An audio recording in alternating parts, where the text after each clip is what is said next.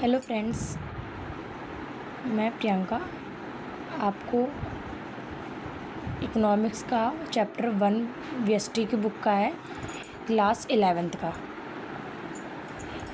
Part 1 VST chapter कृषि का व्यवसायीकरण क्लास 11th का चैप्टर है। इसको मैं आपको इस चैप्टर में मोस्ट इम्पोर्टेंट क्वेश्चन से बताऊंगी कि कौन कौन से हैं और किस तरीके से क्वेश्चंस आते हैं पेपर में। Clear guys?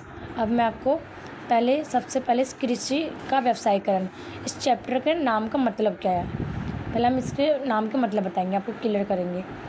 फर्स्ट मुख्य अवधारणा इसकी मेन जो कृषि के चैप्टर जो नाम है चैप्टर का उसका मतलब। कृषि का व्यवसायीकरण का अर्थ जब किसान अपनी उपज सिर्फ खुद खाने के लिए नहीं बल्कि बाज़ार में बेचकर लाभ कमाने के लिए उद्देश्य से फसल उगाते हैं। इट मीन्स है, इसका मतलब है जब किसान अपनी उपज मतलब जो किसान अपनी खेती कर रहा है वो खुद खाने के लिए नहीं बल्कि जो बाज़ार उसको और ज़्यादा एक्स्ट्रा उगा रहा है ताकि वो बाज़ार में भी बेच पाए और खुद के लिए भी, तो उसको जब बेचकर उसको लाभ कमाता है उस उद्देश्य से वो खेती कर रहा है, तो लाभ कमाने के उद्देश्य से फसल उगाते हैं, उसको बोलते हैं कृषि का व्यवसायीकरण। कृषि मतलब किसान, व्यवसायीकरण मतलब कृषि का व्यवसायीकरण मतलब कृषि से धन और लाभ कमाना। क्लियर है गाइस? फर्स्ट क्वेश्चन है, कृषि का व्यवसायीकरण क्या है? जब किसान खेती को अपने उपभोग के बजाय व्यापार और लाभ के लिए करते हैं तो इसे कृषि का व्यवसायीकरण कहते हैं। इसका मतलब है कि कृषि का व्यवसायीकरण का क्या मतलब होता है? जब किसान खेती को अपने उपभोग के बजाय मतलब अपनी यूज़ करने की बजाय उस खेती को व्यापार और लाभ के लिए करते हैं, इसे कृषि का व्यवसायीकरण कहते हैं। क्लियर है गाइस? सेकंड क्वेश्चन, भारत में कृषि का व्यवसायीकरण कब शुरू हुआ? भारत में कृषि का व्यवसायीकरण ब्रिटिश शासन के समय शुरू हुआ, जब किसानों को नकदी फसलें जैसे नील, कपास, चाय उगाने को मजबूर किया गया ताकि उन्हें ब्रिटेन में बेचा जा सके। इससे किसान अपने पारंपरिक अनाज की खेती छोड़कर बाजार के लिए फसल उगाने लगे। मतलब भारत में कृषि का व्यवसायीकरण कैसे शुरू हुआ था, इस क्वेश्चन में हमें ये बता रहे हैं। जब भारत में कृषि का व्यवसायीकरण जब ब्रिटिश का शासन था उस समय शुरू हुआ था, और इसको जब किसानों को नकदी फसलें जैसे नकदी फसलें होती हैं, नील, कपास, चाय, गन्ना, ये नकदी फसलें होती हैं, उगाने को मजबूर किया जाता था किसानों को ताकि उन्हें ब्रिटेन में बेचा जा सके।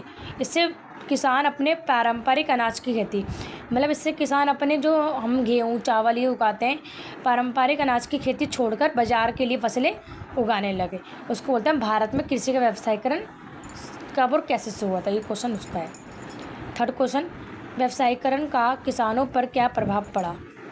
फर्स्ट पॉइंट मतलब व्यवसायीकरण का किसानों पर क्या प्रभाव पड़ा था?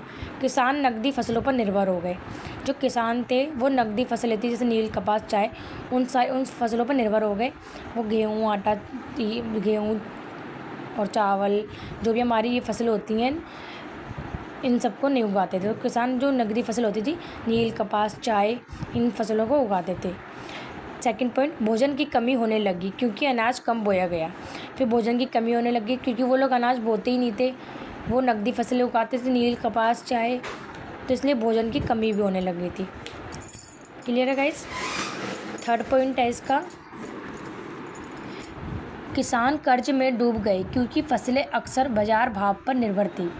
और किसान कर्ज में डूब गए थे क्योंकि जो फसलें थी वो बाज़ार में रेट होता था उस पर निर्भर करती थी, मतलब उसी रेट पर लेते थे, तो किसान धीरे धीरे कर्जे में डूब गए थे। फोर्थ पॉइंट, प्राकृतिक आपदाओं के समय किसान संकट में आ गए। जो प्राकृतिक आपदाएं होती हैं जैसे बाढ़, पानी, बारिश, आंधी, तूफान, उसमें किसान संकट में आ गए थे। फोर्थ क्वेश्चन, कृषि व्यवसायीकरण के प्रमुख कारण क्या थे? ब्रिटिश सरकार की नीति। पहला है, ब्रिटिश सरकार की नीति थी रेलवे, सड़क और परिवहन व्यवस्था का विकास। रेलवे, सड़क और परिवहन व्यवस्था थी उसका विकास होना। नकदी फसलों की मांग में वृद्धि। जो नकदी फसलें थी जैसे हमने आपको पहले पीछे बताया था, जो हमारी नकदी फसलें होती हैं जैसे नील, कपास, इनकी फसलों की मांग में वृद्धि होने लग गई थी। बाज़ारों का विस्तार और निर्यात की सुविधा। जो बाज़ारों का विस्तार था उसमें निर्यात की सुविधा बढ़ती जा रही थी। क्वेश्चन नंबर 5, व्यावसायिक कृषि की विशेषताएं क्या है? लाभ कमाने का उद्देश्य, जो व्यावसायिक कृषि थी उसकी विशेषता क्या थी।